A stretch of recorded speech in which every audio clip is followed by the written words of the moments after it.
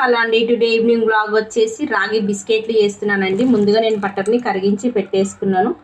ఇందులోకి నేను బెల్లం తురిమి పెట్టేసుకున్నానండి. ఒకే డైరెక్షన్లో మంచిగా కలిపేసుకుందామండి. 1 కప్ అండి రాగి పిండి తీసుకుంటున్నాను. ఇదే కప్తో 1/2 కప్పు గోధుమ పిండి అండి.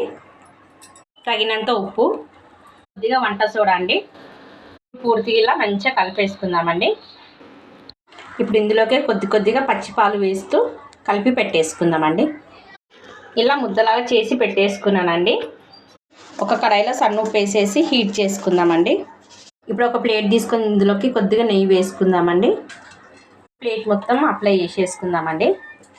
రాగిపిండి తీసుకున్నాం కదండి, ఇలా రౌండ్గా చేసేసుకొని చేతి పైన ఒక్కసారి ఇలా ప్రెస్ చేసేసుకుందామండి. చేసేసుకొని బిస్కెట్లని ఇలా పెట్టేసుకుందాం. బిస్కెట్లు చాలా హెల్దీ అండి. చిన్నపిల్లలకైతే రోజు 1-2 చొప్పున వేస్తే మాత్రం చాలా హెల్దీ కూడా. ఇంట్లోనే హ్యాపీగా చేసుకోవచ్చు అండి. ఇంట్లో ఉన్న వాటితోనే చూపిస్తున్నాను ఫ్రెండ్స్, తప్పకుండా ట్రై చేయండి. ఇలా పైనుంచి జీడిపప్పు పెట్టేసుకొని ఒక్కసారి ఇలా గట్టిగా నొక్కేద్దామండి.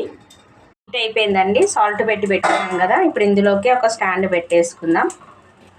ఈ ప్లేట్ తీసేసి ఇందులోకి పెట్టేసి ఒక 15-20 నిమిషాలు పెట్టి హీట్ చేసుకుందామండి. మూత పెట్టేస్తున్నానండి. ఫ్రెండ్స్, ఒకసారి అయితే మూత తీసి చూపిస్తున్నాను చూడండి. ఎంత ఫ్లఫీగా ఎంత బాగా వచ్చిందో. చేతికి అంటుకోకుంటే సరిపోయినట్టు అండి. పర్ఫెక్ట్గా కుక్ అయిపోయినాయండి. పక్కన తీసేసుకుందాం.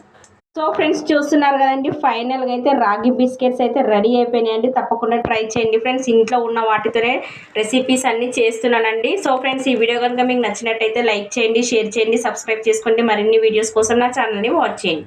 Okay friends, bye.